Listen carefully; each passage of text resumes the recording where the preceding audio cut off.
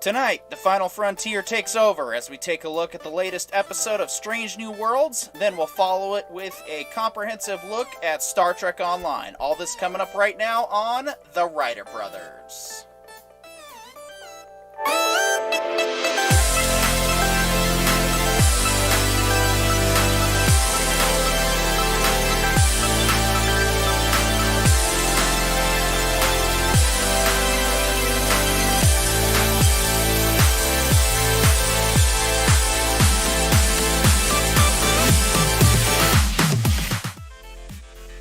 And welcome back to your Tuesday night home for movies, games, shows, and books, past, present, and future. I am, of course, your host, Petey York, joined by the ridiculously lovely Pollo Zapatos, the even more ridiculously lovely and Picard look-alike CC Karaoke, and, of course, this Carrion guy. Anyway, gentlemen, before we start and we ask how everyone's doing, I do want to open the show, before we get into the discussion about Star Trek, I do just want to say, and mostly speaking for myself, and whether or not everyone here agrees with me, they can either nod or say yes, but we want to clarify something when it comes to our criticism of the newer Star Trek content. And that is, if you are a production member or somebody who's a part of the production team as far as set building, or whether or not you design costumes, or you do makeup, or if you have any kind of other part that isn't necessarily the writing or the production, or the people, the heads at the top who get to decide things, please understand that our criticisms are not necessarily directed towards you. If there's anything that can be said for New Trek, whether it's Discovery or Picard, is that your guys' hard work has really shown through, and I'm really sad that you don't have the writing to back up the productions for those particular shows, because you all deserve better than that. And so when we get critical of this stuff, please don't take that personally if you happen to be one of those people ever watching any of our shows. All that said, however, nothing bad to say about Strange New Worlds this week from me. But, Corion, why don't you go ahead and hit it off with what you felt Strange New Worlds Episode 2 was, or if you want to add on to what I just said, please go ahead.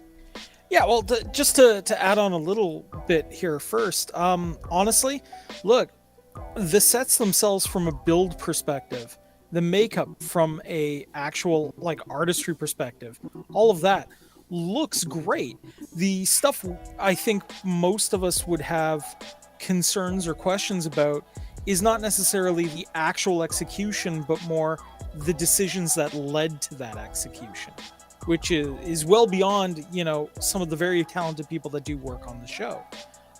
Now, as for this latest episode, I mean, look, they took two very classic Trek episodes, kind of mashed them together for a new audience, which isn't necessarily a bad thing, because let's be honest, taking those two elements and putting them together, look, there's a lot of people that are newer Trek people that probably haven't gotten a chance to go through the original series, and if it wasn't for the fact that they can routinely get rewatched here, I probably wouldn't have even noticed. That being said, I also thought that there was another element that they did kind of lift, and that is there is a book that's part of beta canon where each of the main bridge officers talks about their solution to the Kobayashi Maru. And it really feels like Sulu's situation that occurred to him in that book felt very reminiscent to our young cadet Uhura here, and the situation she was going through. So, I mean, I'm very impressed that if the writers were going to borrow from somewhere, they borrowed from the best. I mean, I still have an issue with the captain having a fireplace in his cabin, and his cabin being so big that it can double as like a galley and dining room for some of the senior staff. Because it just seems like the ship is expanding further and further, and the sets are just getting larger and larger as we go, which I think is going to be interesting because I'm waiting for like the captain to just be like bunking on the bridge within about 10 episodes. But again, that's not the fault of anybody working on the show. That's just where the theme creators, where Kurtzman decided to take it. So I mean, otherwise though, I thought it was a really good episode overall. Man, that Einar character, the blind Andorian dude, man, I'm liking this guy so much now. Yes. He's just he's the grumpy cat of the ship, and I love him for it. I really like Hemmer so far. I've even liked the little bits that we've got of him in some of the promotional materials already, and I think that is a character that I'm obviously going to relate to in a lot of ways. But I really like the concept of the Yanar when they introduced them in Enterprise. I thought was really cool, and I really do like that they've decided to put him as the chief engineer on the ship. So I think it'll be a lot of fun to see. But Chris, what did you think of episode 2 of Strange New Worlds? I think the show has a ton of potential. It's just a matter of over time, over the course of seasons, whether it reaches that potential. I might echo an earlier sentiment that the question is maybe not so much the sets and the actual production quality, which so far have been quite slick, to be honest, but the writing itself. I mean, on the one hand, I appreciate that they do seem to be attempting to go back to the kind of episode of the week concept of Star Trek and exploring ideas around, literally Strange New Worlds. What I would love to see it do, though, is reach those truly great heights of some of our favorite previous series episodes. And on that note, with this week's episode, I think one thing that was a bit of a conflict for me as far as my enjoyment of it is I understand what they were trying to do. They were trying to have a character episode to build the characters out. And in this case, Uhura's character, to develop them. But in doing so, it almost felt like they were focusing on the character development first and the concept second. Because there was a moment in the episode when the shepherds come onto the screen and talking about the Arbiter and how they're protecting and shepherding, like literally shepherding this comet. And it occurred to me in that moment that I'll take an entire 50-minute episode about this specific dynamic going on right now, the moral quandary. What if the comet is actually life? And by destroying the life currently on the planet, it will breathe new life into the planet. And then you have not just, the shepherds they were kind of passed off quickly as extremists. But what if there was a really gray moral argument there? And I certainly I would have been fascinated to sit down and just watch like a 12 Angry Men kind of like literally box in one room kind of set piece instead of having the special effects at the end with Spock in the runabout. So there was a little bit of a conflict in my mind there because I would have preferred to see that than Uhura humming, to be honest. Yeah, and great point, by the way. I really like that. That probably would have been a cool concept to explore, and definitely dealt with a lot of the moral issues. And I think we might see more of that as more of the show progresses. I felt overall this episode just felt like the original series, and it's actually because of the Ahura humming that I liked it. Something I noticed is some other pop culture enthusiasts they're out there and they're like, you know.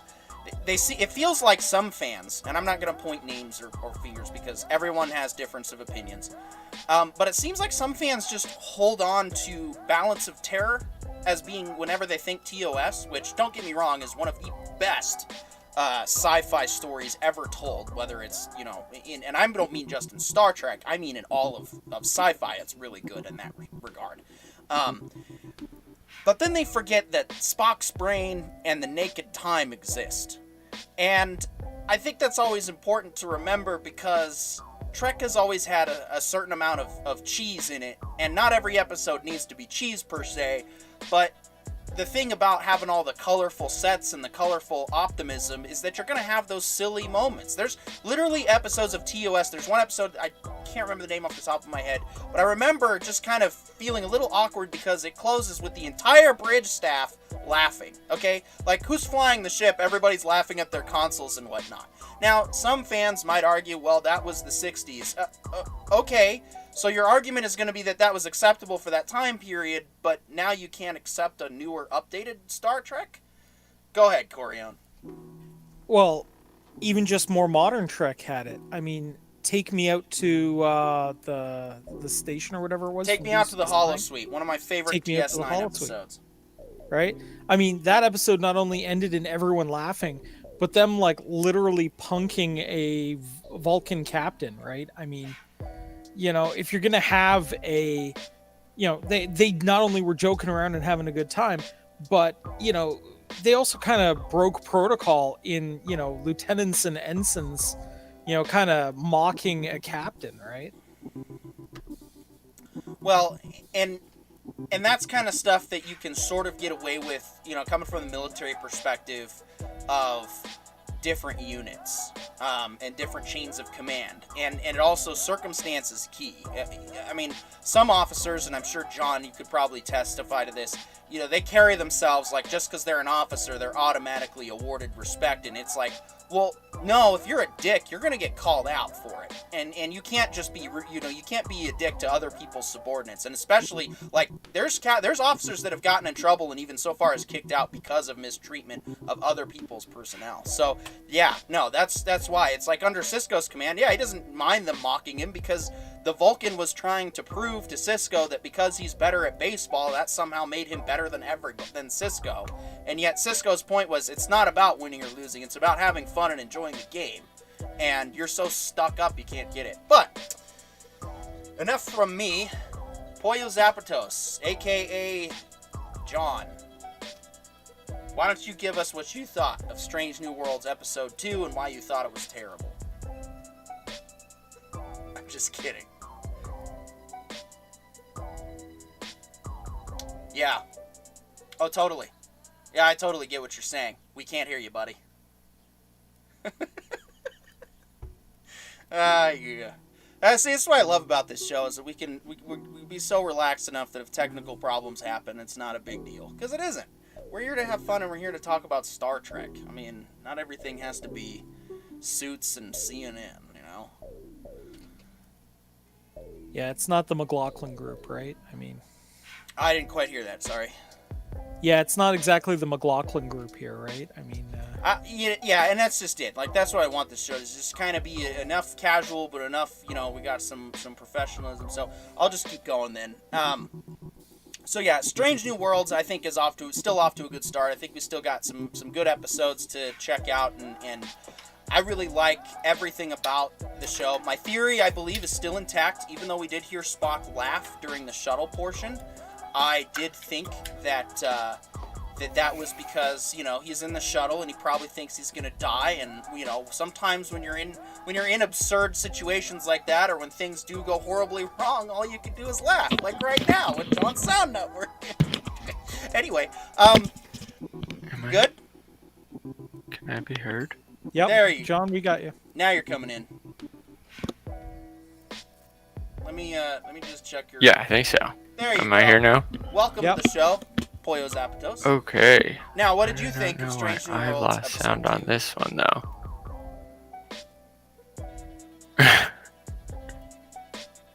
Can you not hear me now?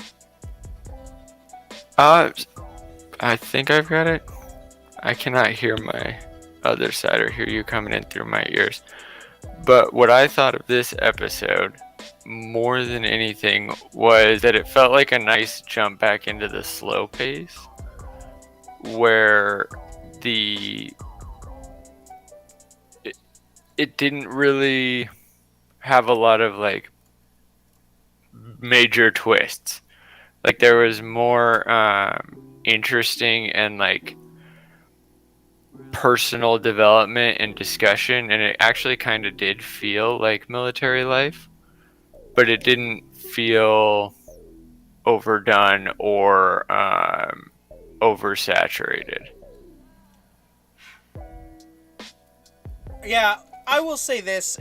I am kind of getting tired of every character having a sad backstory. Now, with Uhura, I think they could play with it a bit, and I'll get into that in a second. But I mean, it's kind of, I will say, so this is where the negative critique kind of comes in, is I don't like that, you know, we're trying to generate caring for people by having them have the most tragic of tragic backstories. And so I think it's like we really need to realize that, yes, while some characters can have the horrible things that happen, not every story needs to be, you know, eating puppies, so to speak. And so I think it's a little ridiculous that everybody's now with Uhura. I could see them using that. I could see them setting the stage for later referencing something that it turns out that maybe Section 31 had sensitive information on that shuttle, and so they were actually murdered, and it wasn't an accident. And if they decide to play that route, I'll give them credit for that if it goes that way. But where it stands now, it seems like the Enterprise and Discovery are basically the trauma wards of Starfleet right now, because you know everybody's had trauma, everybody's had horrible lives, and it's like, don't get me wrong, I certainly have had some turbulence in my life, but it's also not like a conversation piece for me either. You know, I don't just go up and say, hey, how you doing? By the way, my life sucks. How's yours? And here's why my life sucks. And oh, here's all this horrible stuff. It's like, that's not, we don't need that for every single character. You know, we can have a character, I think it'd actually be good if we had a character that showed up who was spoiled and didn't know anything about trauma, and that's when they have to kind of learn vicariously through everyone else. But go ahead, Coriam. What I was actually thinking is if this lasts long enough to give her a second, like, her story kind of episode, they could have it that she has slowly turned the Enterprise crew into her surrogate family. And we create a situation where she has to break a whole bunch of rules or personal code or whatnot to save her new family, because she won't have that happen to a family of hers again. It could actually be a really good setup if it's played right, if they build it out that she views, you know, the captain as, for lack of a better term, space daddy, you know, number one is space mom, and you know, Spock is the older brother, kind of, you know, like archetypes, and they decide to go, hey, you know, I have to go save these people. I have to be willing to break my rules to make this work. That could be a really fantastic story arc for her. And that could be like, well, you may not, you know, make it through the academy now because you've broken these rules, and just have it be brought up as almost a board of inquiry thing. Like, I could write this episode almost right now where we've got the episode starts with Uhura in the brig on Earth at the academy, and they bring her out for, you know, a trial, and she has to explain, I did this because I couldn't lose another family. That could be a fantastic episode that they set up right now. I don't know if the writer's room has the strength and capability to do that, but look, if they're listening to us now, write this episode, please. We know how much, you know, you respect our writer brothers here. So, you know, listen in, get the idea, start writing it. I won't take any credit. Just go for it. See, I wonder if that's not played out though. I feel like a lot of shows have been doing something similar to that. Like, isn't that the whole Fast and Furious franchise? You know, I mean, like kind of, yeah, but what I thought was more interesting, and it's only been made interesting because I listened to a bunch of reviews on the episode today, and it turns out that the original Uhura actress, she wasn't actually fully committed to the show. She felt very like on a main stage, bigger than like any of the other actors, because she was one of the first like black women to hold a major role on any show in the 60s. And I think that someone was saying that that was kind of the backstory that they were giving to this Uhura, is more in the sense that like she doesn't have a lack of commitment, she just also doesn't have a sense of commitment. Like, she doesn't have any reason to love past herself because it's been working well enough so far. And a lot of us have been in the military, and like, we know how fast you switch friends. Like, you can say that to the new guy you're meeting, but like deep down you know that there's like 4 or 5 people within the, like, anywhere you are that you're gonna respond to them, you know, like you're gonna tell them your life story, especially if you're getting drunk together. Yeah, and also Orville Nation, welcome to the show. Glad to have you back. We're currently going through our Strange New World segment, and then we'll show off a little STO, and then guess what? We got a special surprise just for you, and you can take a guess as to what that might be. Not really just for you; it's actually for all of us here too. But I don't want to spoil it. So yeah, I think a lot of it would just be nice to see like. So, and I like your idea, Corione, where she starts to see the Enterprise as her home, because that's what Pike kind of says. And so if we could see that sort of mentorship, and then we see her grow into the character that we saw in TOS, I think that'll work. And I like where she's at. She's a cadet. She doesn't know what she wants to do. We already know what she's gonna do, and we already know what Pike's history is, or what happens to him. So, but we don't know how they get there, and I think if they do it right, it'll work. Go ahead, Chris. On that note, there was a quote that stuck out to me really strongly in this episode, and it was brought up at least twice. And it's the quote, "Chris, have you considered that maybe your fate isn't written?" And it got me thinking, are they going to really fully adhere to how things are supposed to play out, or are they going to continue to play into this idea that things can be changed? Will they actually change the way things turn out? Maybe not just with Pike, but with other characters as well. Because the pilot obviously leaned into it, as established, that Pike's future, right? But then they continue to do it in this episode, and I just wonder which direction the writers are going to take in the long term, if they're really going to play with that notion over and over again of predestination versus choice, really. Yeah, and if they decide to just tangent this show off into alternate universe and make it its own thing, fine. I'm not opposed to that at this point, because then that even, that's what I liked about the JJ movies, which, say what you will about them, and I will agree, Into Darkness was a pile of crap, despite the fact that I liked that movie, but I understand what it is. They at least tried to be more respectful of the fan base by saying, hey, alternate universe tangent. This takes place in its own timeline, love it or hate it. And I enjoy those movies, especially Beyond. So if they decide they want to play that card again with this show, go ahead, because it's already been influenced by Gene Roddenberry's original writing, and I do think that it's going to play out more as the show progresses, which is a good thing, because at this point we got to look at it we already love Star Trek. We already love a lot of Gene's original ideas. We already love the universe. We always have. And so it's not going to, we're not going to change our opinions on the original series just because these new shows are out. Like, we're going to hold true to what we like.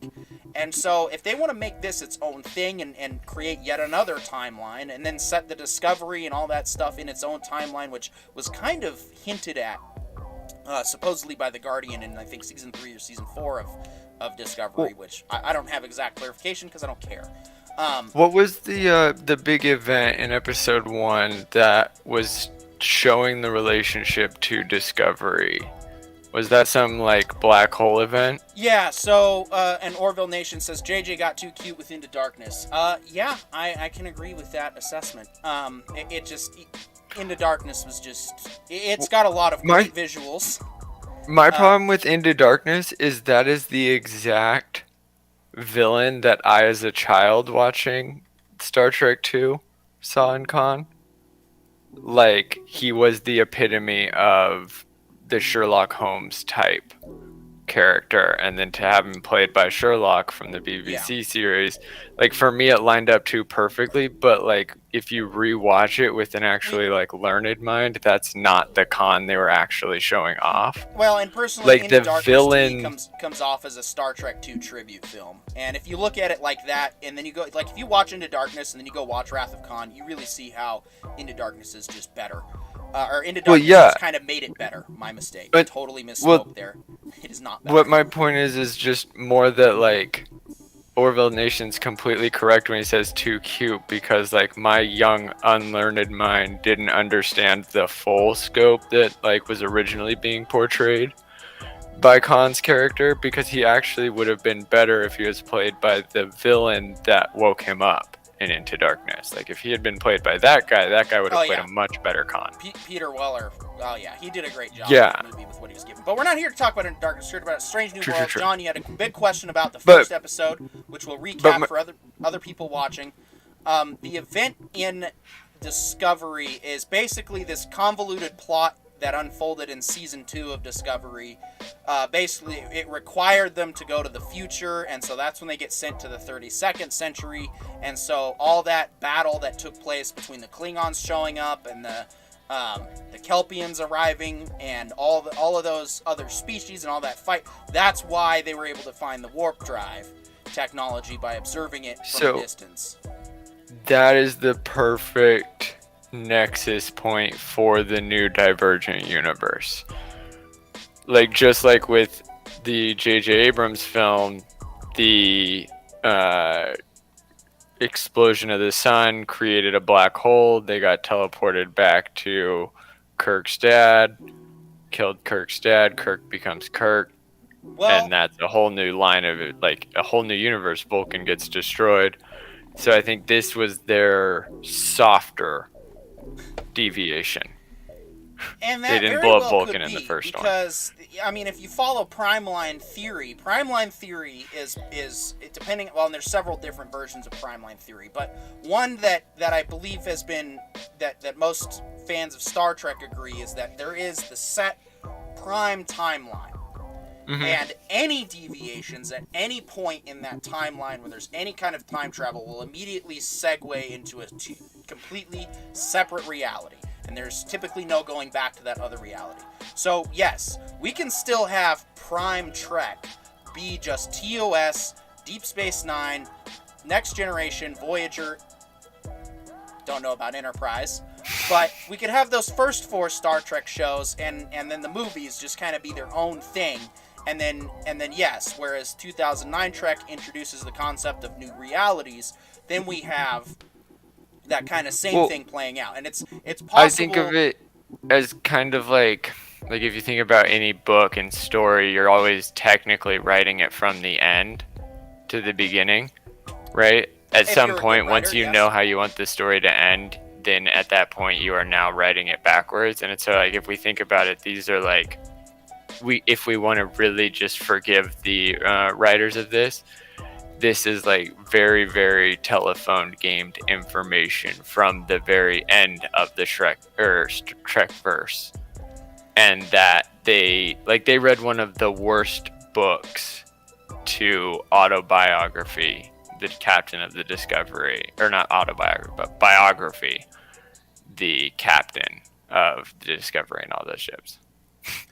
Yeah, no, and I really don't want to get into.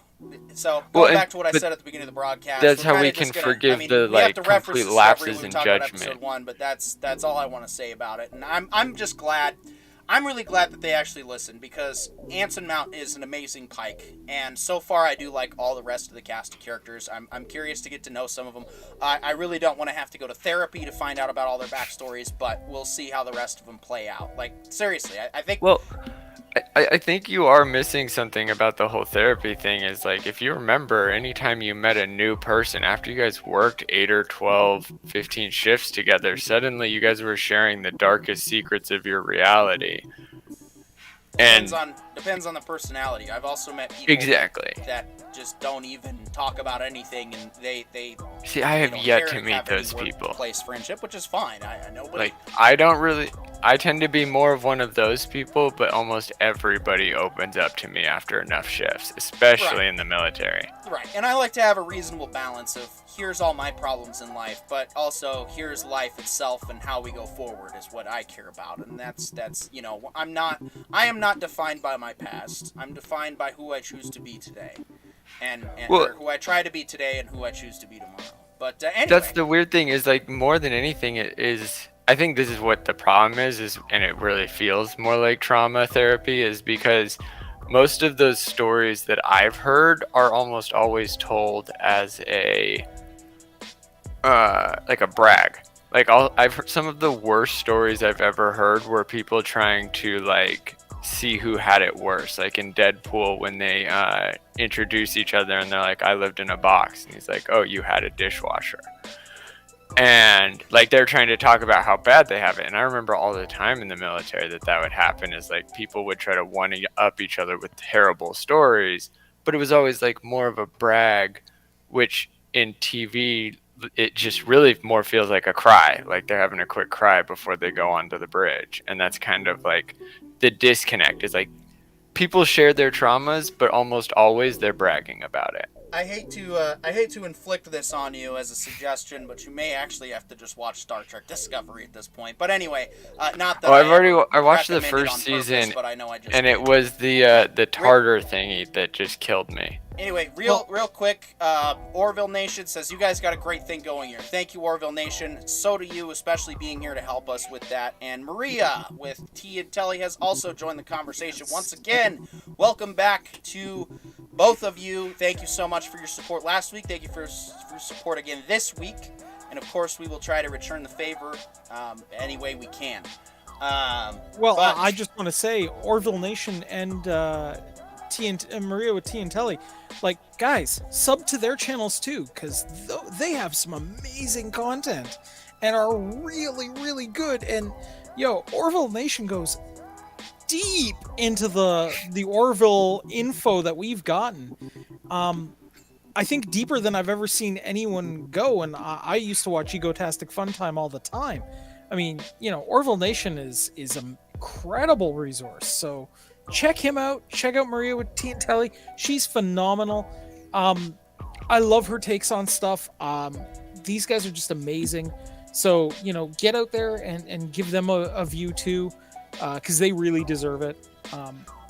I just wanted to try to get us back on track of actually talking about Strange New Worlds with a comment on CC, your idea there about maybe he takes the road less traveled.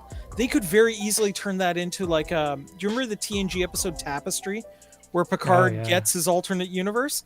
That would be a great finale to the series, where he does pick an alternate solution, but it turns out to be terrible. And he realizes that actually being horribly disfigured in the accident is the best outcome. Like, that could be a great finale. Like, easily argue, like, you could easily hold it up as one of the best at the end of this, which I totally hope they do. is build an episode like that where they go, oh no, I have to do this, because if I don't, even if I figured out every single possible variable, it's not the event that is going to be the problem.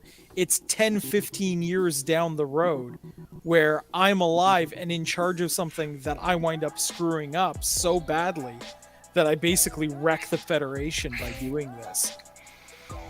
So Yeah. I actually have to get brutally maimed in this accident. Yeah, and I think, and maybe that's what we'll see at whether it's a season finale here or maybe by the 10th season, because it sounds like we have at least 10 seasons we can work with here.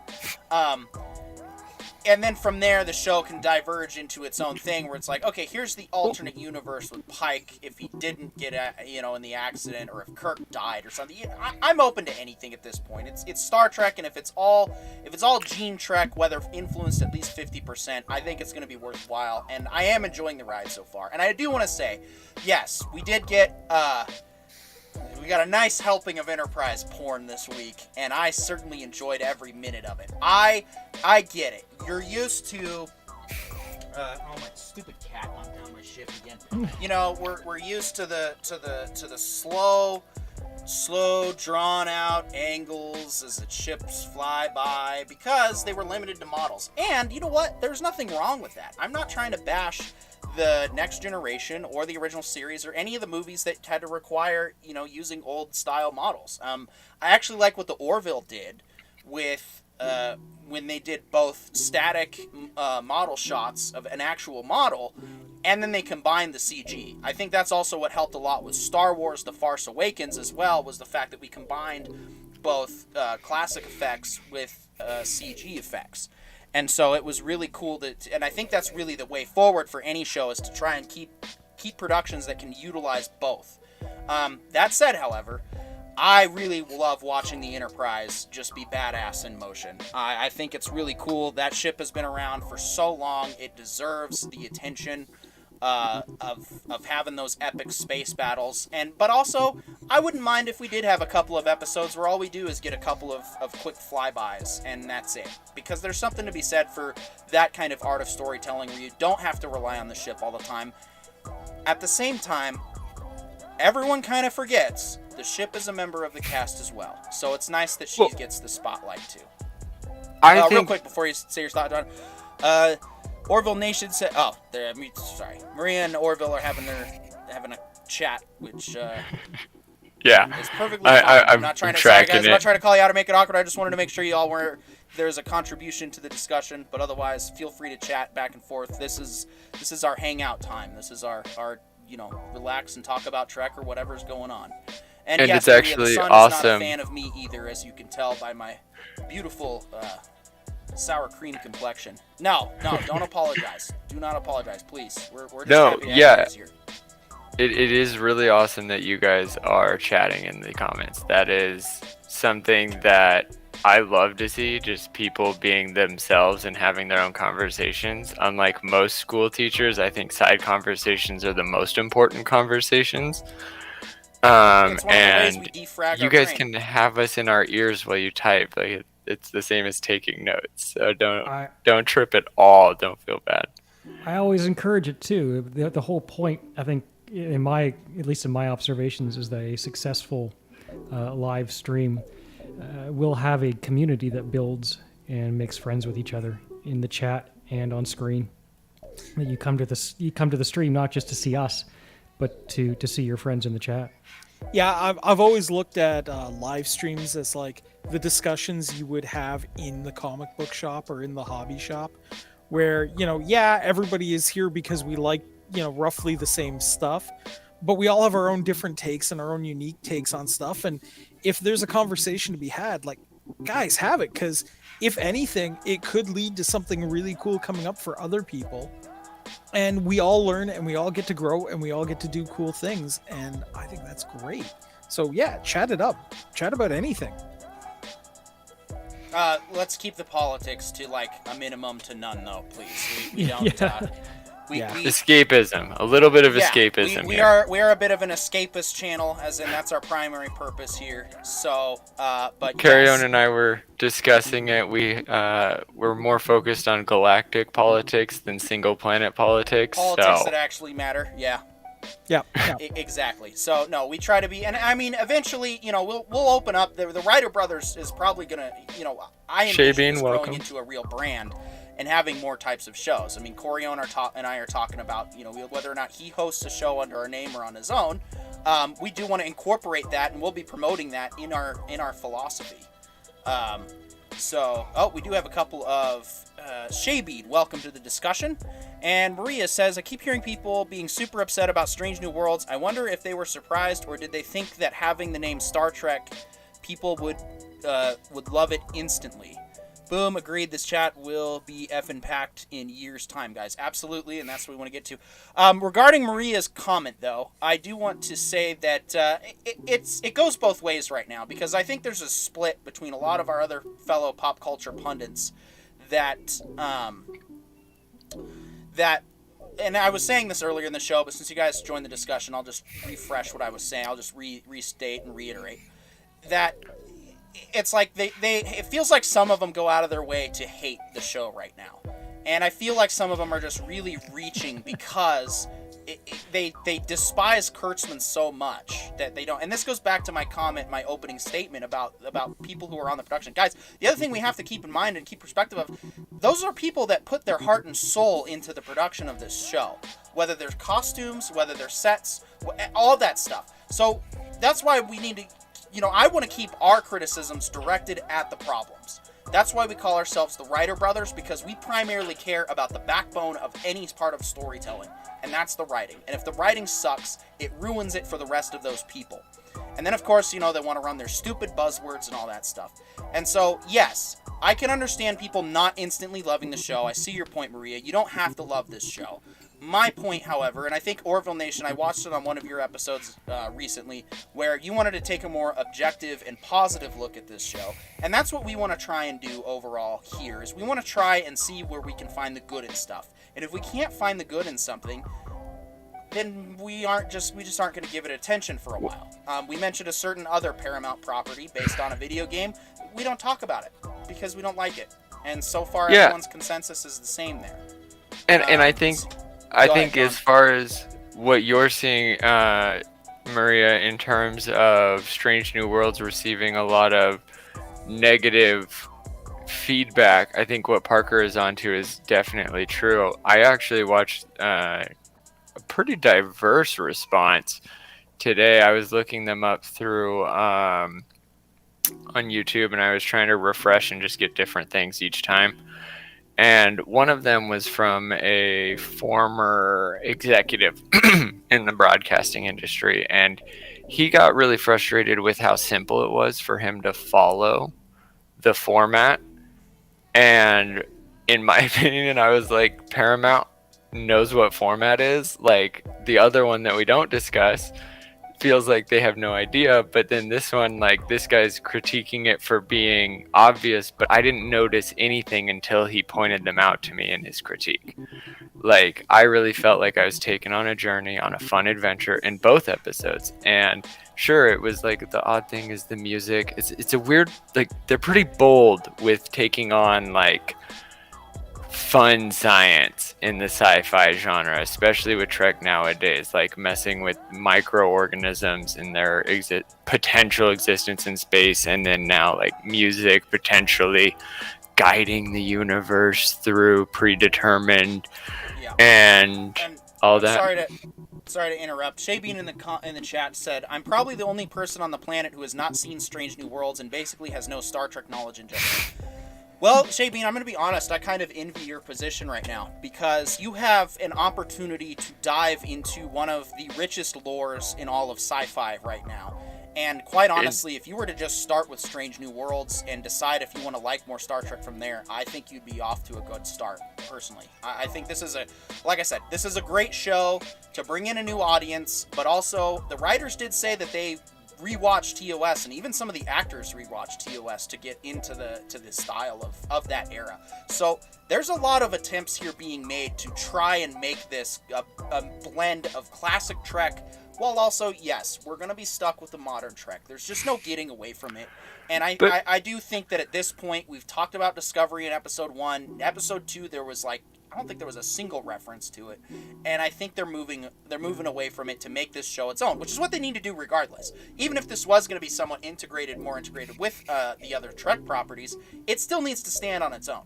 That, in my opinion, is the mark of a good writing and a good show, is something that doesn't require context. That's why I'm not a huge fan of Rogue One, personally. It requires too much context.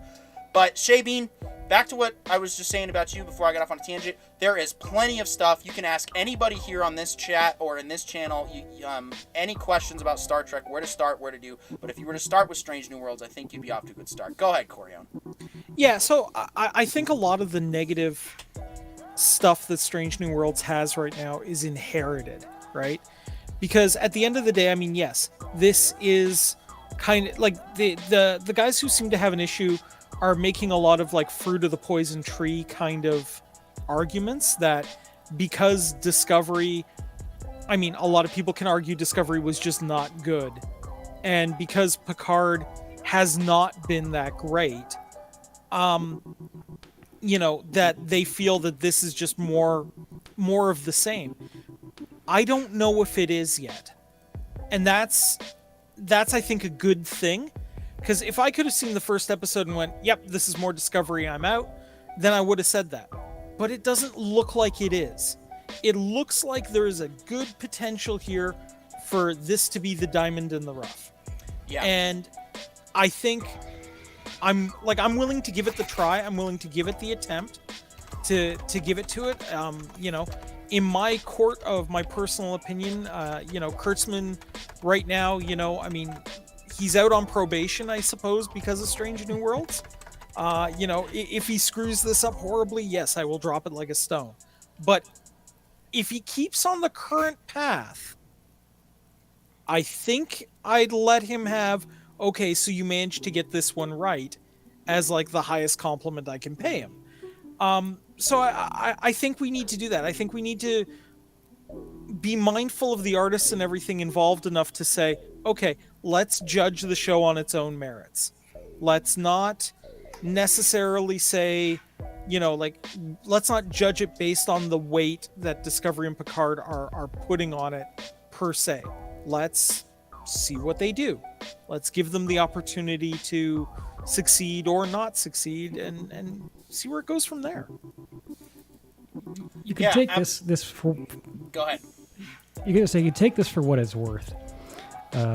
My mom grew up around the original series, and she's got, I would say she has good taste in television and movies, and I know that she's not getting too caught up on canon, but she enjoys this. She tried Picard and all that, and it kind of just lost interest.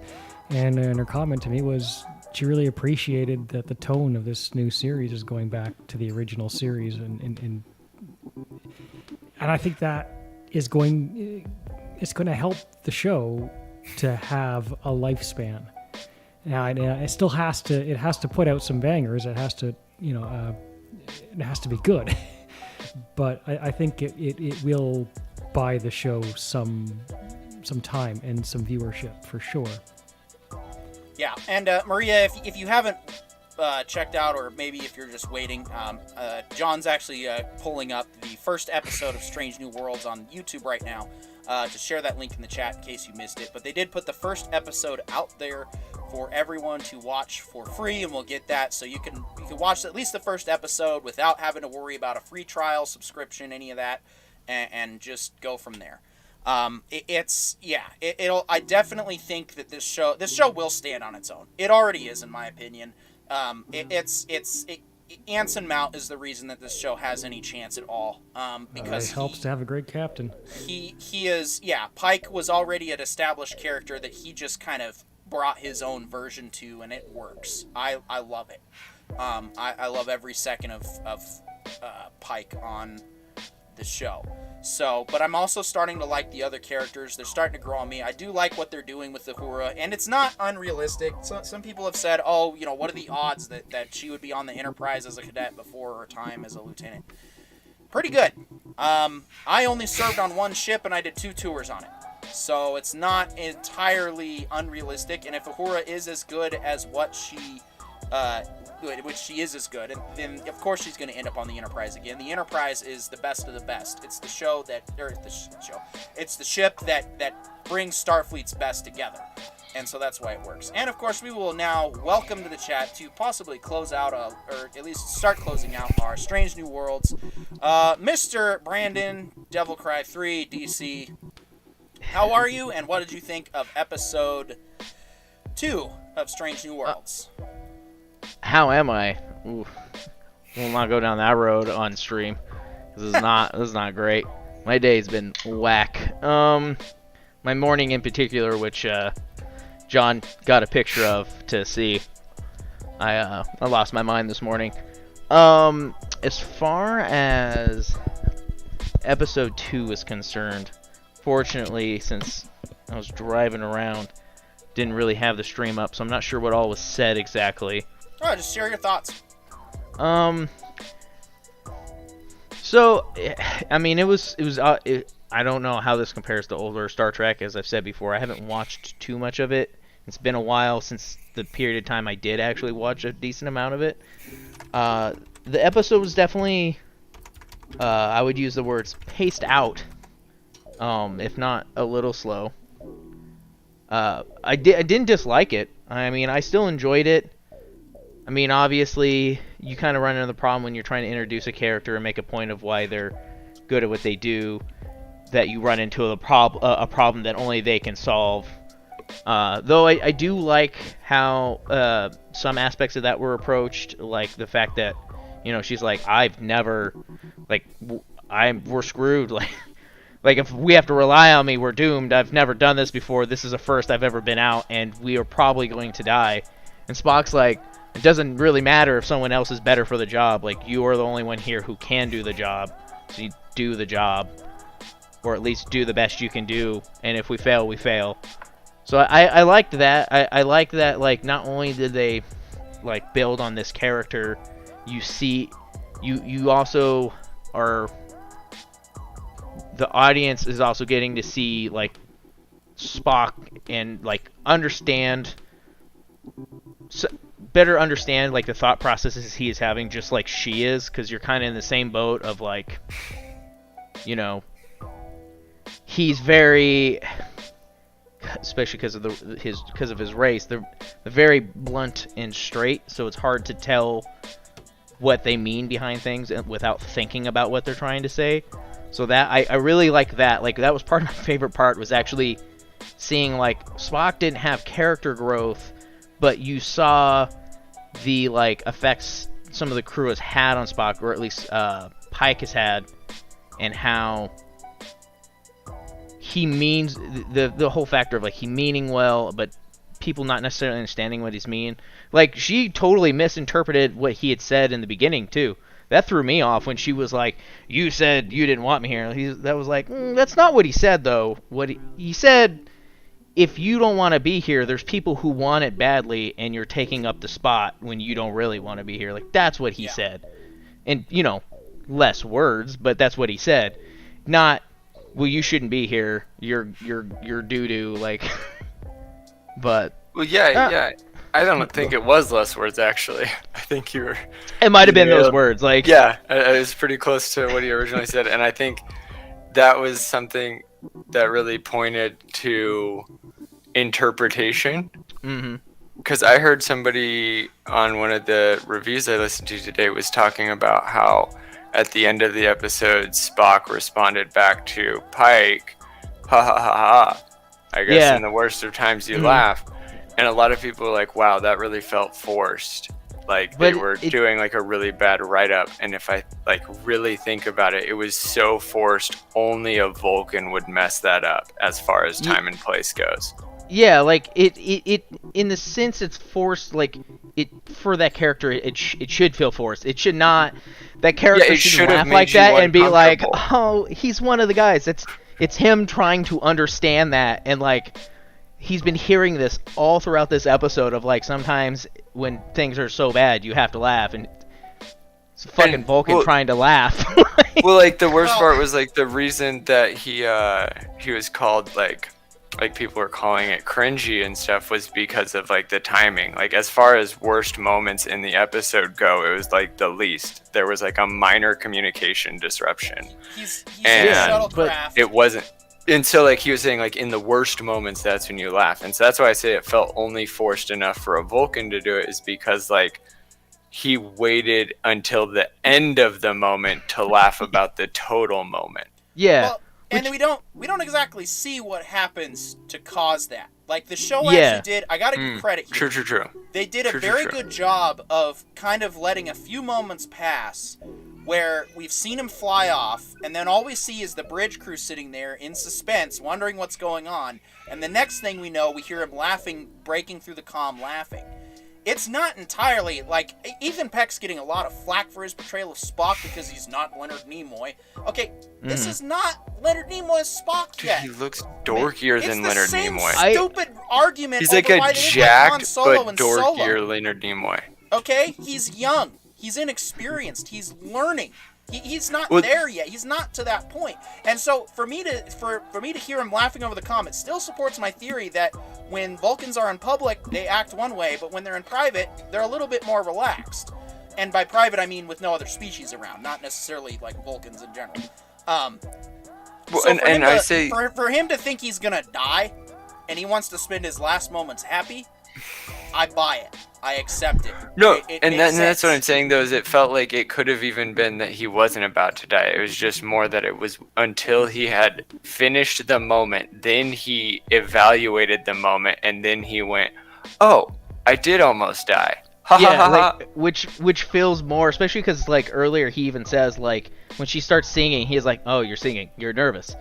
Now's not the time to be nervous. Now's the time to act." It's like it would even fall into that of like during the moment he's like, "I have a job I have to do, and like even if I die, I need to try and get this job done." And then afterwards he's like, "All right, I can breathe now." Like the moment's passed, I don't have to hold my breath. Well, we Yeah. we can even take it further, being the only Vulcan on the ship. Mhm. And take it as the very outsider perspective of he's desperately trying to fit in with his Yeah. crew, and he's trying to blend in with the humans, and he's noticed a behavior, and now he's trying to correct that behavior, or trying to emulate that behavior, but he's just getting it wrong. And one of the Gene Roddenberry Rick Berman, Ronald D. Moore even era things was they wanted an outsider character that could poke fun or poke holes at the human condition. And that's exactly what this Spock is turning into, is he's turning into that outside character who's making those, what we would consider, human culture faux pas, because he literally hasn't spent enough time around humans to know that it's a faux pas, right? Yeah, that's what I was kind of trying to say earlier. Is like it's like that thing of like it's at least like even if it's not well established in the first episode, it's very firmly established and made very clear, as long as you or at least half paying attention, that he's at least been trying to understand. Like he's made comments about the laugh. He at one point when they're on the the asteroid. The first time he tries to console her and give a pep talk, he does a terrible job of it, and then is like, "I've been working on it. How was it?" She's like, "You definitely need to work on that." And then he accidentally says something really good later, and then she makes that point. He's like, he makes statements, and there's things that he is insinuating, like he's trying to understand this crew. Like you said before, he's the only Vulcan on the ship. He's surrounded by human and and and he's non-human half races, human but as well. By the way. And He's let's half not human, forget So let's yes, not forget that's that another- like Gene Roddenberry was very aware of the culture at the time of his writing. And so Spock, if anything, is the whitest white guy finally being invited to hang out with normal people. Like by modern standards, he's the super rich kid that actually like paid attention in Richie Rich school and has never met a poor person in his entire life.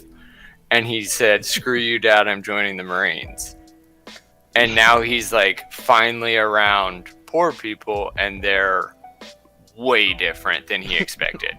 They're wild. That is quite Yeah, an analogy. and he's just like, wait, I'm a professional, and as a professional, that means stiff back, head forward, never make a joke unless everybody else is joking, and it's appropriate for exactly that moment, and you'll probably never nail it, so just never do it. Yeah, Shay Bean in the chat says, I have a feeling that Spock would be my absolute favorite character. I've been trying to understand humans my entire life. So, yeah. You That's definitely why need to he start relates to watching the original majority series. of Trekkies. I will caution you, the original series is a bit dry at times. I mean, it was made in the 60s, so try to keep the historical context in mind when you watch it. But honestly, I feel Spock's character really peaks and shines in the original motion pictures, though. From motion picture all the way through Star Trek VI, The Undiscovered Country, I think that we really see the Spock on TOS fully developed. And so you'll get a good feel for him on the show, but I do think that the best Spock moments are in the movies. So if you only want to follow some episode guides of what are the must-watches for TOS and skip the bad episodes, that's fine. Just keep in mind though, if you skip those bad episodes, you're gonna want them for context to probably appreciate Strange New Worlds. As I keep coming back to, yes, TOS is Balance of Terror. It's also Naked Time and also Spock's Brain. And Star Trek in general does have a lot of pretty bad episodes that I would say Strange New Worlds has already beat, in my opinion. Other hardcore Trekkies would disagree, but hey, we are all allowed to have our own opinions, and this is why we do this show, is to share them. So, any final thoughts for Star Trek Strange New Worlds before we move into Star Trek Online for a bit? I Chris, actually your name isn't Chris. hear like how much people hate his Spock. I was actually thinking during the episode about how I was like, you know, I really don't hate this Spock. Like, I actually kind of like this Spock so far. He's I was If ready nothing to else- hate him out the gate, and I was Well, like, Spock's nope, easy. nailed it. It's an easy character to fuck up, or sorry, get wrong. You know, and there's like our F-bomb for the day. yeah. It's fine. So like he's easy to mess up because he's so off from everyone else, but that also what gives that character a certain level of like weird leeway, in a sense of like you can feel awkward and it still makes sense for the character, at least. Like he should be kind of awkward because they don't understand like our intuitive response within like our conversation. It's just like, here's factual information I'm feeding to you, take it. It's the truth. So I've enjoyed it. I definitely don't think it's the worst Spock I've personally ever seen. I don't know. He's weirdly one of the characters I like more on the show so far. Yep. That's Orville what I Nation was chat thinking. says, I predict you guys are going to really grow in 2022. Thank you, Orville Nation. We actually finally put a schedule today, and all of June is going to be Strange New Worlds, Kenobi, and another show. And I'm looking forward to it. But Chris, please, go ahead. You've been eagerly, patiently waiting.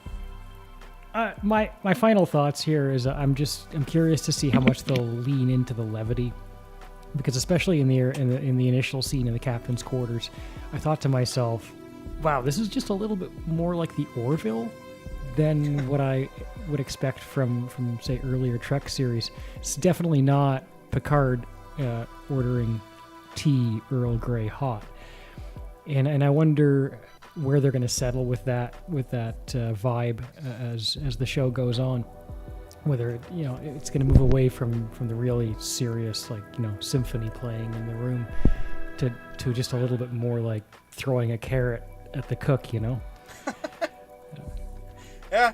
No, I like I said, I'm good with these 2 episodes so far, and we'll see how episode 3 goes. And I mean, we won't hold back our opinions, but I think it's safe to say we'll at least make it through the first season of Strange New Worlds, pending anything monumentally terrible happening. But even if I think it's just terrible, that's not going to be enough for us to not talk about it, because if you guys still like it, we will absolutely discuss it. But with that, we are kind of pressed for time. That's what we get for deciding to only run for 2 hours. And so we are going to move to our next segment, and that is our gameplay showcase today. John, we've prepared this a little bit. We're just going to dive right into Star Trek Online. So this is this is what it looks like. This is your character selection. Actually, I need to move you guys over real quick. Or no, wait, no, I gotta keep it there. This is this is Star Trek Online. Released and launched originally in the year 2010. It has been going for 12 strong years, and I still play it. I love it. It's fun. Guys, what do I gotta sell you on to make you play it?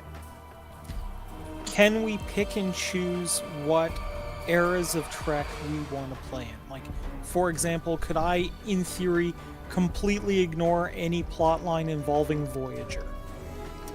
Yes, to an extent. So, firstly, what I'll show you here is you can pick which class you want to start with. So there's three Starfleet factions to choose from. You have 23rd Century TOS faction, Discovery, if you're into that.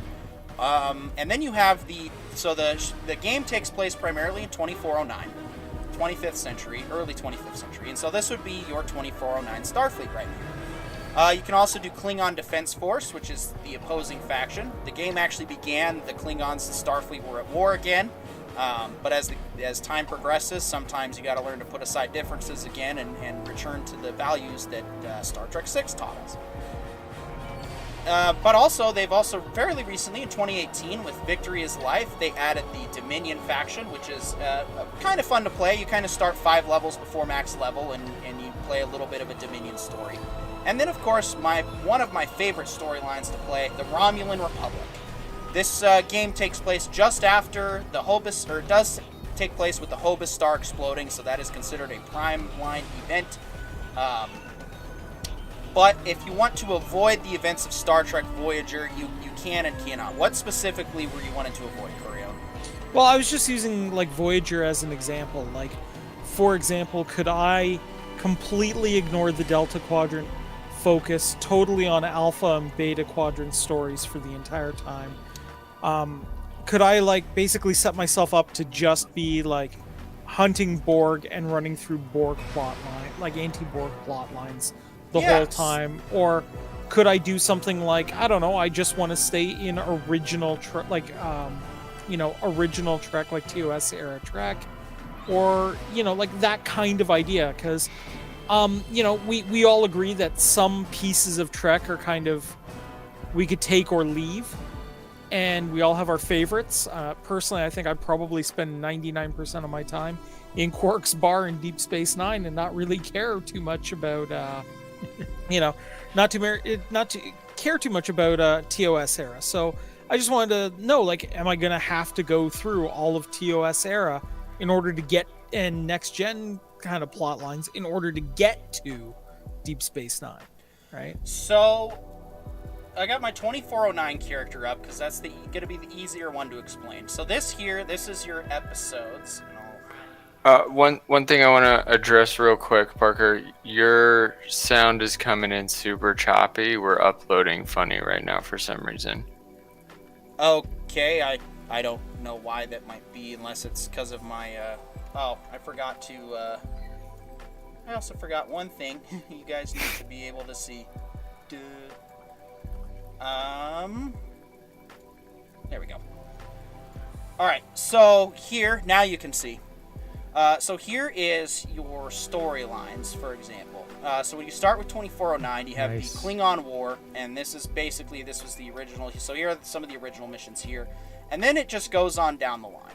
Now, if you hit a certain level, I think it's about 40, you can start skipping some of these stories. So they do have a Delta Quadrant section where you go back to the Delta Quadrant after Voyager's been there.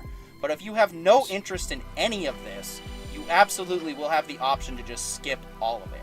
But I don't recommend skipping. Go ahead. The interface tracks your story progress? Yes. Perfect. I love that. No, this game is so easy. Like it's very casual friendly, very laid back, very straightforward. I've been playing for 12 years and I will never stop. I mean, granted, so I bought a lifetime subscription and then a month later they announced free to play. Which at first I was like, wow, go figure. But I do get some perks and benefits. The free to play in this game is some of the best in all of the MMO market and even just games in general. You can play through this entire game and not spend a single cent on anything. And so it's absolutely worth at least trying. And if you don't like it, that's sorry to say. But at the same time, it's worth the time to at least try. And then, yes, there's a couple of time travel arcs, which are really fun. They go back in time to the 22nd century, and there's all that stuff that's integrated with the temporal Cold War. Then they do some more of their original plot lines.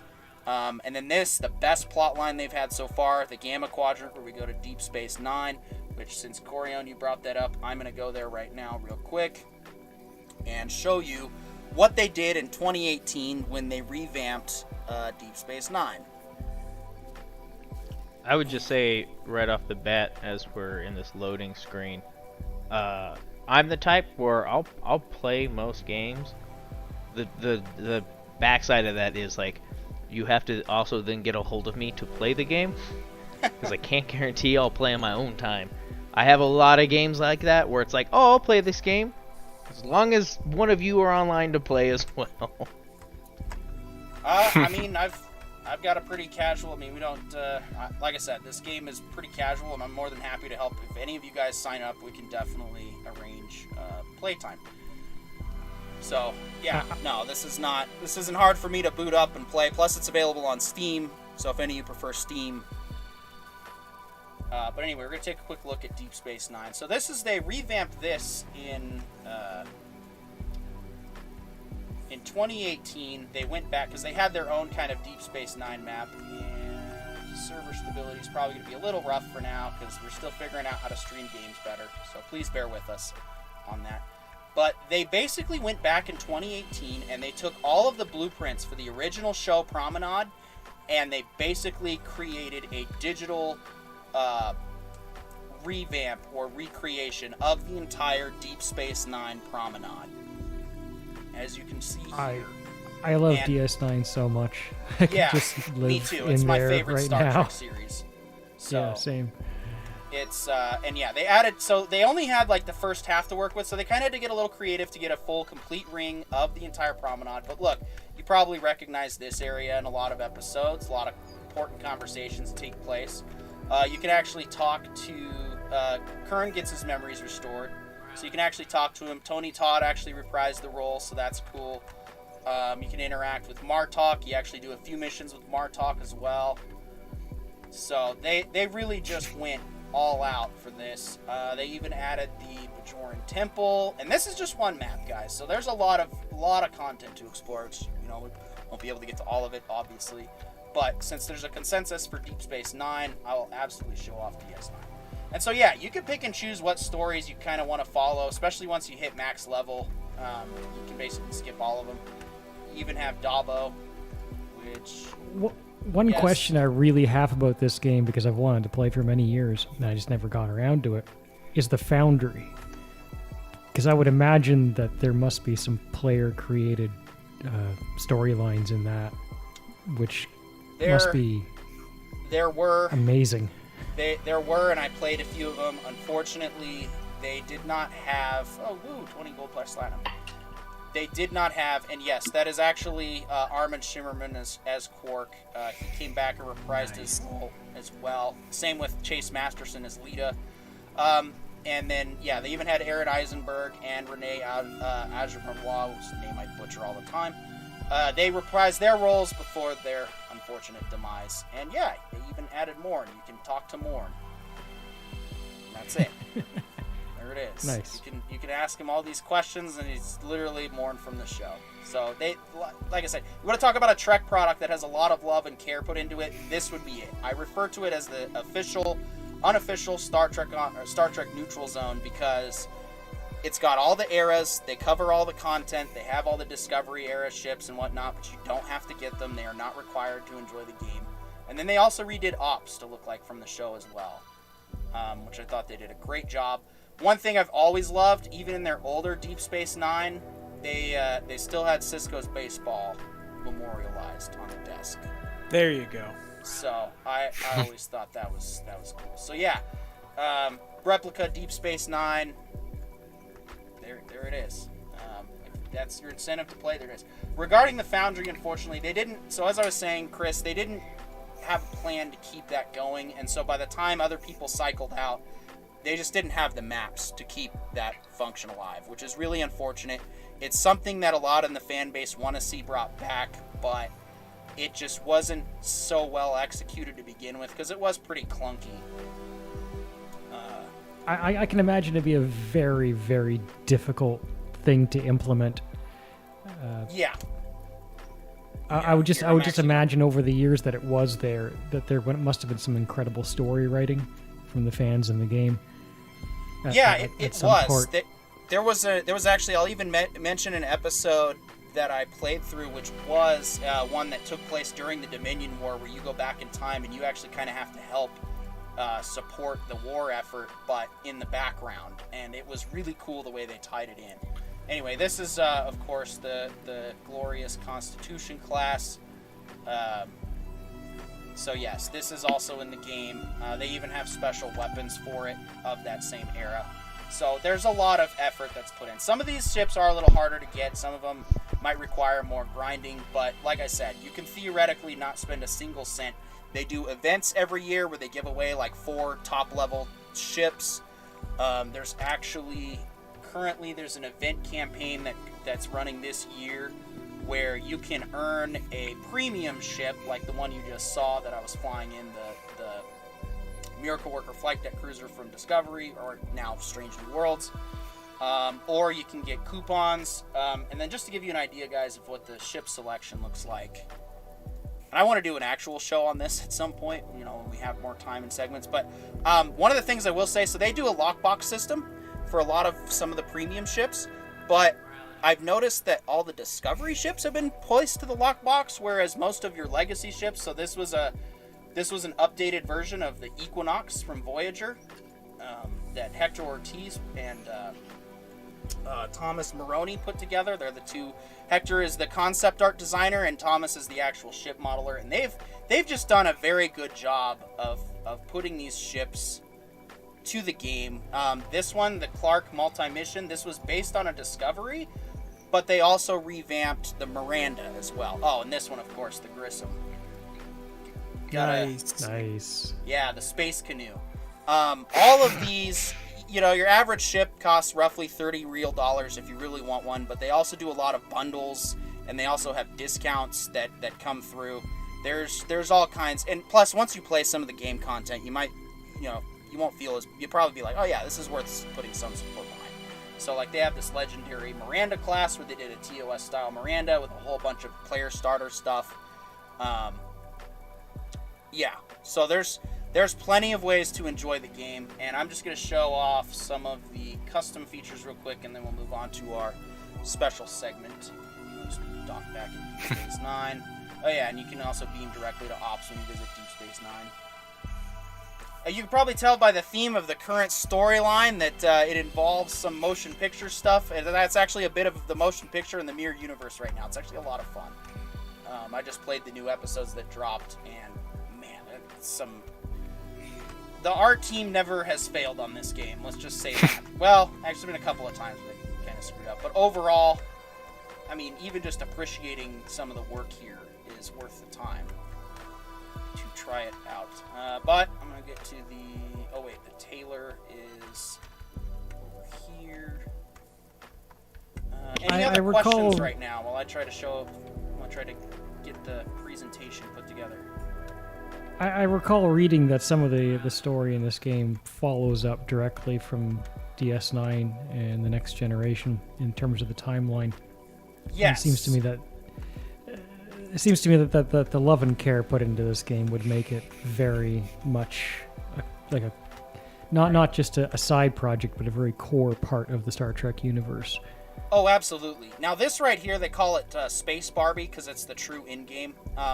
this is one of the most fascinating aspects of the entire game, is the custom options. So most of the base level ships actually have like 3 different models. So you could select which one you want. You know, if you want to fly, you want to fly the refit, cool. you want to fly.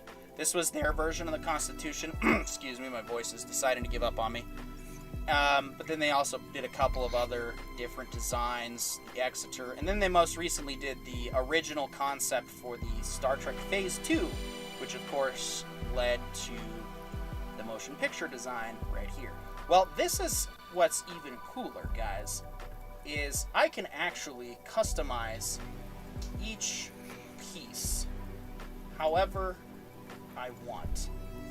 I'm just throwing a couple that is of pretty randoms wicked. on here just to show So you. even if you have the same as someone else, you can adjust Yeah. it to how you like it. And then yes, there's a variety of different hull types that come with this. Man, this thing's looking pretty silly.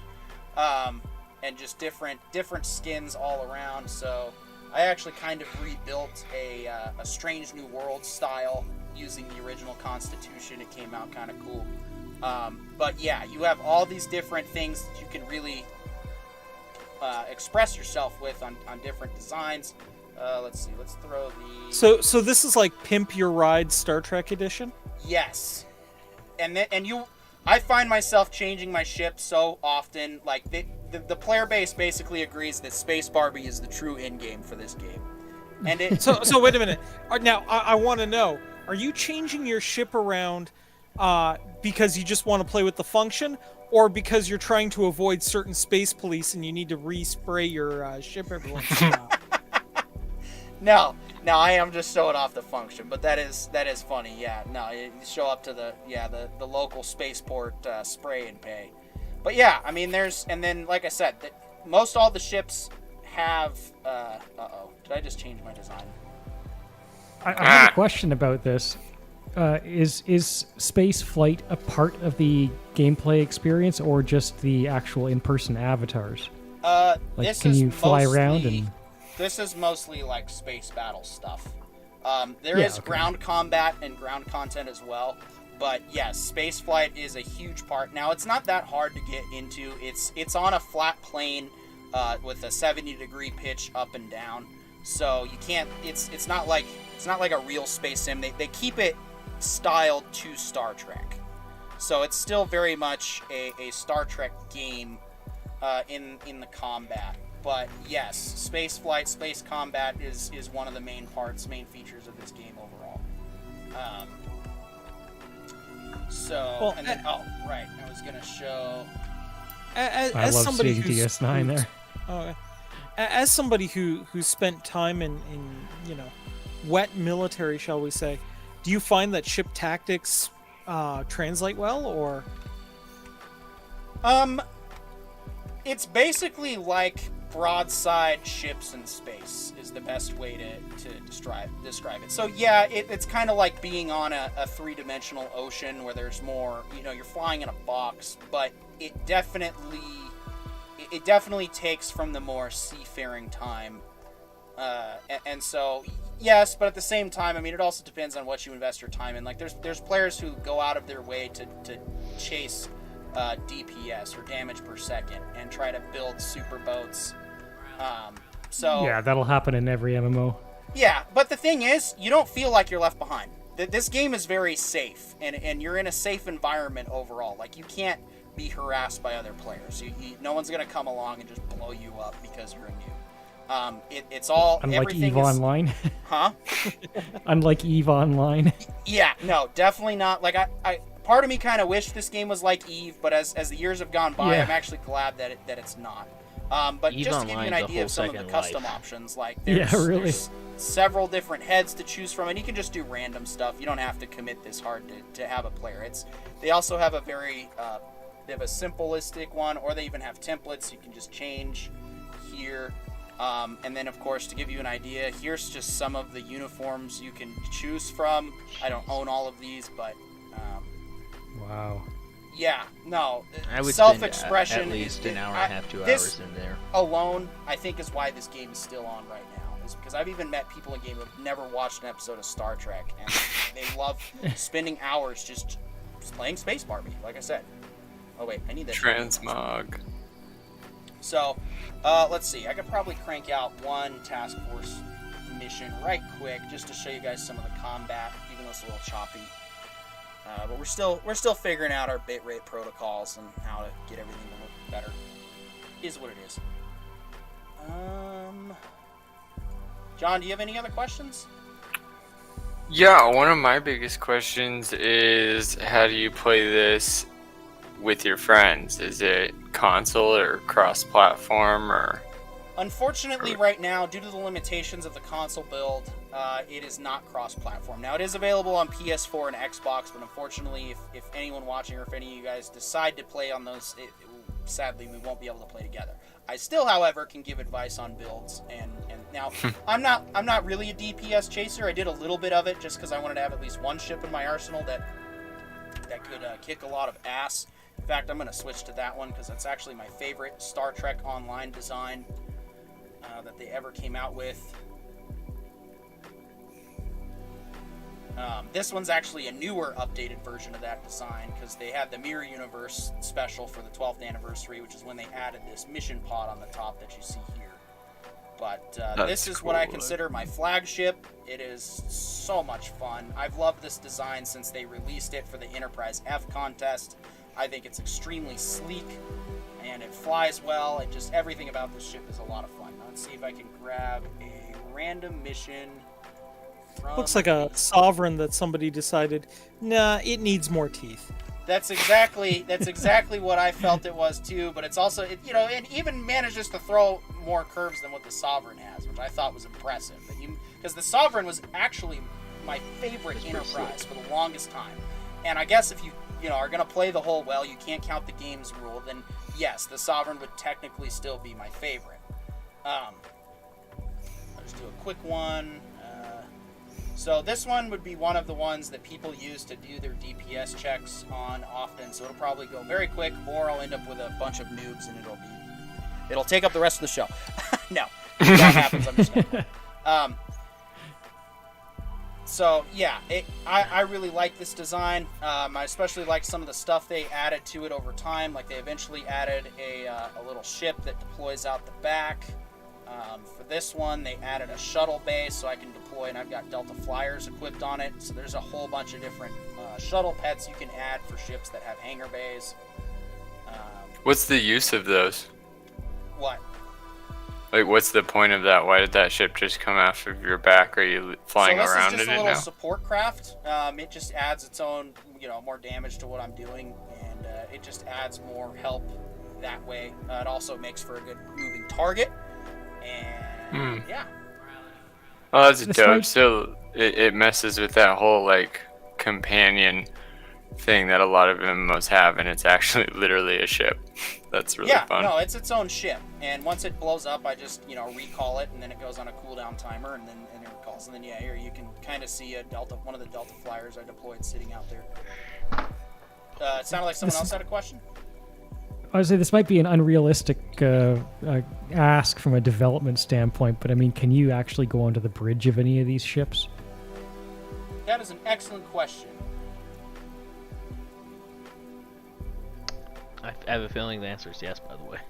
Yeah. That's a lot of bridges to design. Just quits and closes the whole game out. I'm not playing anymore. I'm done. I quit. Mission's ready, but I got a few seconds. I can't imagine designing the interior of hundreds of ships. That's just massive if they did that. Yeah, so they put more focus on unique bridges. So this one's special to the Odyssey class that they made just for this ship. But they do have 3 different size generic interiors to choose from. They do also have a Constitution interior from the original series that I use on my Discovery Constitution. But yeah, there's all the different decks and engineering and whatnot. We'll go ahead and do this mission real quick, wow. and then we'll move on to our surprise segment.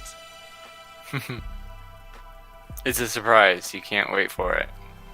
I know. Orville Nation, I hope you're still out there with us. I know the video's been a little choppy because we're still learning our protocol. And then, so this shouldn't take too long. But this is called a task force operation. Some of these used to be story-based, but now it's just basically one of the ways that you do in-game to grind out your your in-game level gear, because there's all these different deflectors, engines, warp cores. There's so many different ones to choose from. Whether you grind them out through this reputation system or just craft them yourself, the game offers a lot of options, and it really is just, like I said, it's a fun sandbox type of game to just get into and enjoy. There's no wrong way to really play Star Trek Online, in my opinion. I think it's just good all around. I just found out the base size for that game is super small. That's Sorry, an awful lot of Borg cubes. Yeah. Yeah, so this is an era in time when the Borg have been, they're kind of been put in their place right now. Sort of along the same lines of Voyager kicking the Borg's butt. But there are rumblings that eventually new story content will come out where the Borg will be scary again. Yeah. Brendan, you were saying something about the size of the game? Yeah, so take that with a grain of salt. So the main thing I was saying is the base file size is really small. It's like 269 megabytes. That being said, as a person who has played a lot of MMOs and have played several free MMOs and have several of them, sometimes the base file size is tiny, and then once you load the game up, it then actually downloads and installs. So I don't know. Base file should only be about 26, and then you can either patch every single aspect of the game, or you can pick on-demand patching. But I can look at my file after this and get a clarification on that for you. That makes sense. Wow. That follows exactly what I was saying. Crap. That's a lot of detail work. Wow. I've played a few MMOs. It's funny, it's worse on Streamlabs than it is on our YouTube stream. Okay. It looks really good on the stream. As far as like watching it on the stream, it looks clean and concise. You can see the shield coming up nicely, the lasers and everything. Oh yeah. Okay. Yeah, and see, that's why we stopped using StreamYard as our primary source altogether, and I didn't see anything about fixing bitrate or settings, so I think they throttle their bitrate, which is why I can't properly stream games on StreamYard. Which is it just seems like we got a conflict, but at the point is the fans and the people watching, the audience, they're seeing a really clear show of a really well framed game. Oh yeah, no, I've got this at 60 frames per second. I also game on a TV, so I'm limited. I'm actually going to shut down the StreamYard stuff because I think that might free up a little room. If you guys don't mind just pulling it up in the background, I know it'll be delayed a little bit, but I think you guys have a base idea down of what it looks like at this point.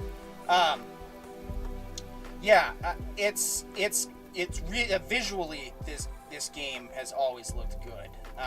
And it's only gotten better with age. That's what I will say too about this game, is that it has not it has aged very clean, and just it's only gotten better, unlike Star Wars The Old Republic, which has only gotten worse. But that's a stream. Are they upgrading the textures? They have been. I'm actually playing in full 4K right now, and it looks extremely smooth, and they have been very good. And I've even seen people that take pictures in 8K. Sometimes they'll take screenshots, and they look very smooth, and you don't even need a whole lot of hardware to look this good either. It'll run. It might not look this good on a potato console, but they've got support for, I think, like very old cards still. Yeah, and we should note we are streaming in 720, so the best you're gonna see for this video is 720, but it's pretty quality. I don't know if anyone else is noticing this other than just me, but it seems like they're really putting a lot of perspective on space. So it's like far as texture goes, it's like a combat in the least textured place in the universe. You know? Yeah. And it seems like they're doing a really good job with that. Yeah, I will say even the stars still feel distant. The reason that ground textures can look maybe a little bit rougher than the space textures is because it's all the same scale. They don't scale the ships out to be bigger than the ground, which games over 12 years old, that those were part of the limitation decisions at the time. Yeah, beat it. So yeah, those are just some of the fun aspects of Star Trek Online. Any other questions before we move on to our surprise segment? No, I think we've made them wait long enough. Let's give them the surprise. Well, I'm working on it. I It's gotta time to sort it open up presents, for you. guys. But yeah, you guys should definitely check it out. Like I said, STO is completely free. You don't need to spend a single cent on anything. It's sorry, I gotta make sure I've got all the stuff that I don't want to have visible when I transition back. Where is the... You'll get there. What do you guys think? Is anybody downloading STO to play it soon? Yeah, I I mean- grabbed a copy. I played it the first year it came out. And I mean, I enjoyed it, but they at the end of the first year they hadn't done a whole lot of updates or upgrades or anything. So I was like, well, you know, if they have a roadmap, I'm not seeing the roadmap, so I think I'm going to dip out. And, you know, things have clearly changed a fair bit since then. So I think Yeah. I might jump back in a little bit. That's Yeah, kinda no, like, it's definitely worth it. But with that, we are going to close the show with our closing segment. The Orville trailer released, and I don't care if this show sucks. I love it. So, the first couple seasons have been very much have been more Star Trek than the actual Star Trek shows that have been on at the same time, at least until now. And I am absolutely enthralled with this. But Corion, why don't you go ahead and start us off with this? All right. So, I mean, I think to give people background on the Orville who may not have it, initially Seth MacFarlane had made a bid to take over running Star Trek when Star Trek was in its kind of lull time. And, you know, Paramount kind of laughed him out of the room. So I guess he rolled up his sleeves and said, you know what? I'm going to make my own. And I'm going to make it funny, and I'm going to make it lighthearted, and I'm going to make it optimistic. And, you know, I'm going to have it wear its heart on its sleeve, and that's what he did. And we've had a mix of everything from the absurd and just plain silly in the episodes to deep thought-provoking themes. I mean, yeah, we had an episode where, you know, one of the main characters was, you know, it was his time for his yearly urination, right? But then we've also had an episode where I would argue was on par with Best of Both Worlds and Next Generation, which is really one of the high watermarks of Next Generation's run. You know, without giving too much away for people who may not have seen the Orville yet, one of the main characters is faced with having to go home and finding out, and the rest of the crew finding out that his people are not exactly the most up and up people that everyone thought they were. And his feelings of isolation and alienation combined with the crew now not being sure if they can trust this character. And everyone kind of pulling together and finding solutions to the problems at hand by doing the things that you would expect a Starfleet crew to do. Reaching out to an enemy, you know, thinking their way through a problem, being occasionally a little sneaky in order to get things done. These are all pieces of what classic Trek fans have wanted, and we're getting it. And we got it with the Orville, and, you know, it's absolutely fantastic. I am thrilled that we're getting a third season. I really hope we get more after this. I think it's super important that, you know, we watch this and you know, make sure that we send the message that the Orville is worth having on air. Yeah, I mean, that's my kind of take on it. I love the idea of the captain and the first officer previously having a relationship, but no longer having one, and still trying to make that work. It really feels like one of those classic, you know, sci-fi setups for a really good series, because not only are we seeing them work through the problem of the day, but we're also having them work through previous relationship problems that they now have to solve and figure out how they're going to deal with it, right? We have a character, we have several outsider characters that are brought together from the mutual feeling of, hey, we're all on this ship together, so we got to make this work, right? And even if we are vastly different, even if we are extremely outside the norm, we do have to make this work. One of the other things that we get to see, look, next gen, TOS, all of them, it felt like human history, human culture stopped at, I don't know, just about the Victorian age in terms of, movies and music and everything else, like theater and music and everything. The Orville, there are some aficionados that are like, there's an episode where they find an iPhone and these guys are just enamored with it and think this is the coolest thing ever, right? We get guys who have never heard of cigarettes that are fascinated by the concept of, oh, you get super addicted. Yeah, I just now remembered that episode. Oh man, that was funny. Dude, Especially I think it's so funny. Myself, I loved that episode. I thought it was hilarious. I really feel like the Orville is what the Lower Decks attempted to be, even though the Orville was that.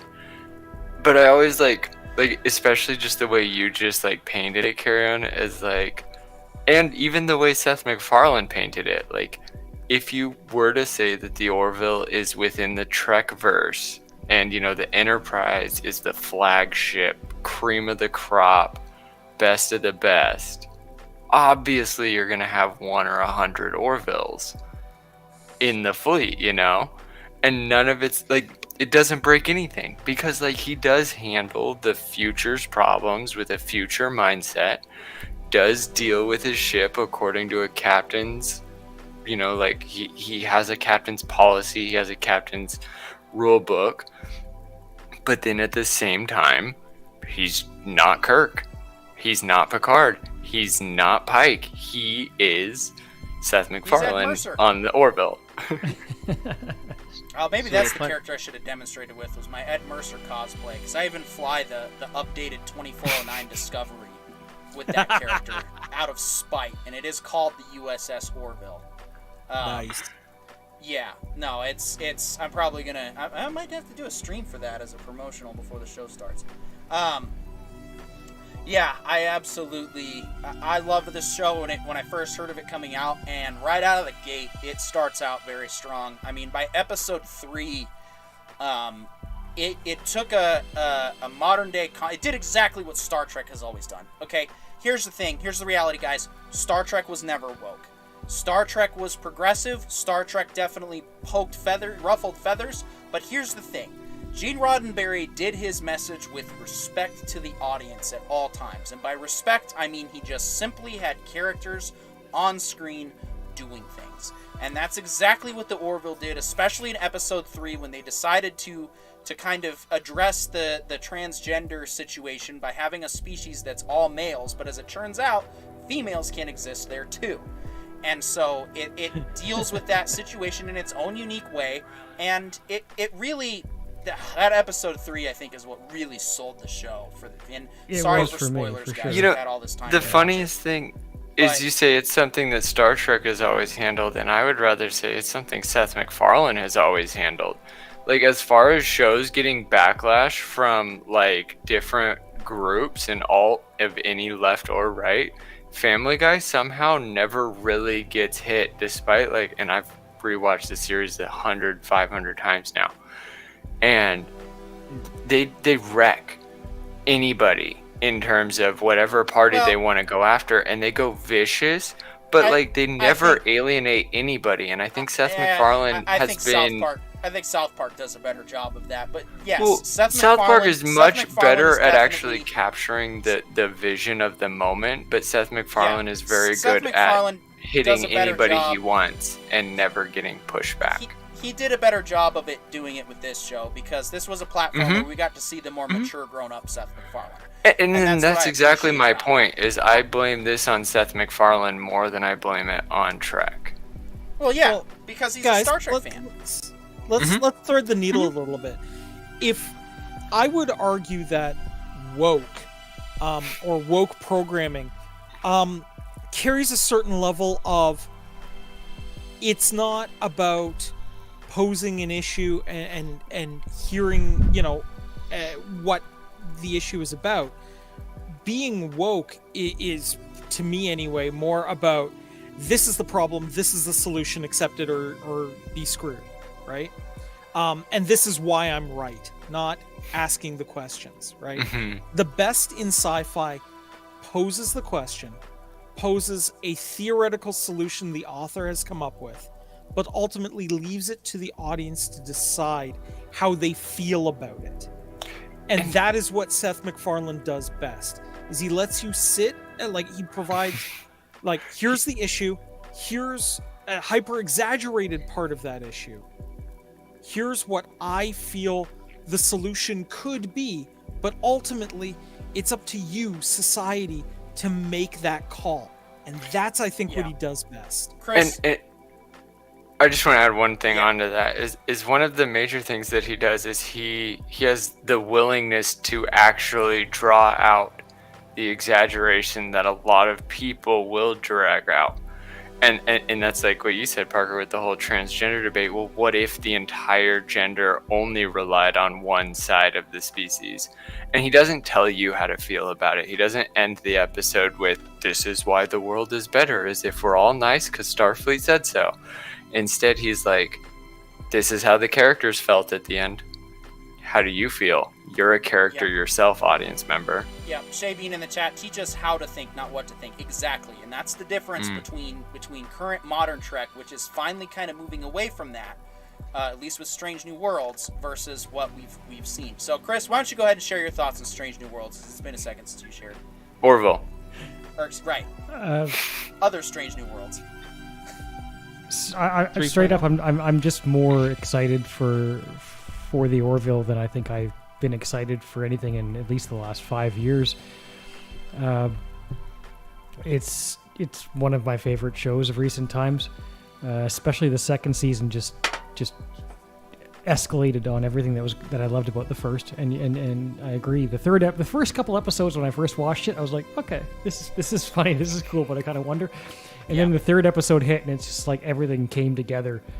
And the second season built on that. And now it feels like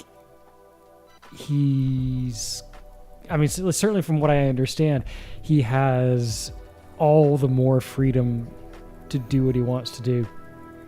And I hope it's a success. I hope it's as great as I think it will be, and that we get multiple seasons and spin-offs and everything else that we can just dig into.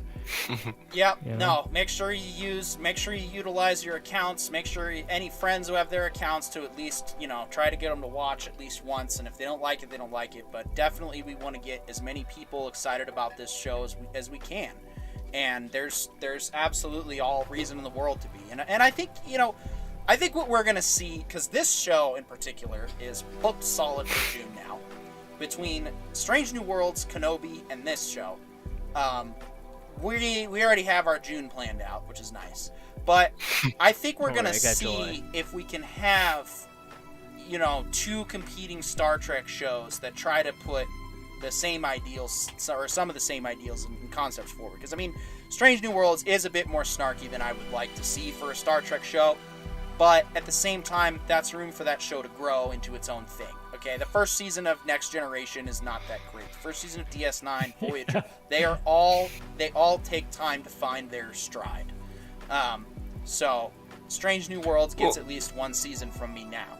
I feel like that is more something that, and this is something that our show definitely strives to point out, is who's at fault for the rush, like who's at fault for the hackiness more than anything.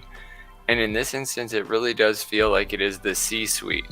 Like, it feels like the executives are Googling what the biggest problems are in the world and then demanding that their products deal with them to, Barney us through it. But the thing about Barney and the thing about any educational show is that first you have to find out what the problems of today are, where they came from, where they're going, and then it's already tomorrow.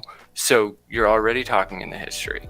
And so you need to take the time to let things happen, figure out what happened exactly as it happened, and then write a story about it. Don't try to write a story about right now as it's happening and expect a quality end.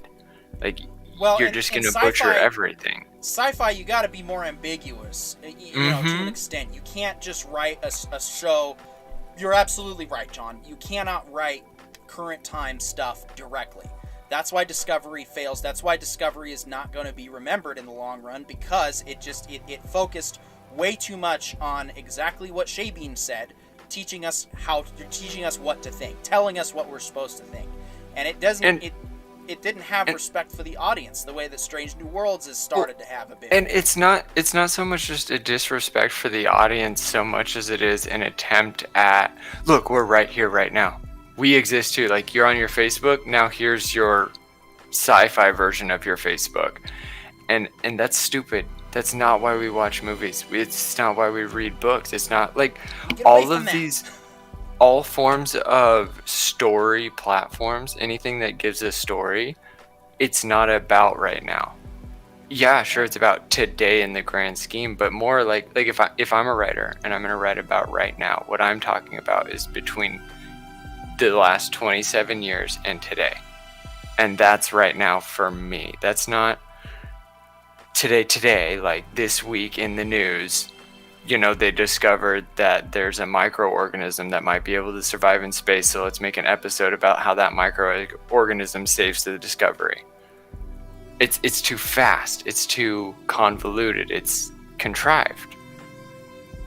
The part I've taken from it is that when you do that, you get something that is very much 2022, for example, and then in the 2030s you're like, oh, that's really 2022. Whereas if you target things that are timeless, you get a timeless movie. Yeah, it is. It's a lot of time. Like, archetypes existed in Homer's time, existed in Shakespeare's time, exist today. And the music of Homer's time, meh. The music of Shakespeare, meh. But archetypes, we're still writing stories about the hero's journey. We're still writing stories about everything an archetype is: the protagonist, the antagonist, the mentor, the mentee, the abyss. We all try to find new ways to redefine Dante's Inferno, Dante's Divine Comedy as a whole. Like, it's good structured story that then becomes the rule. And that's why Discovery falls, is because it thought it could abandon structure. And it's like, you can abandon known structure, but you still have to have structure. Every engineer, every architect knows that. It's a similar hubris that Star Trek Enterprise suffered too, to the point where they took Star Trek out of the title to try and reach a wider. And then they had that theme song that grows on you over time, but man, that first episode was rough. That's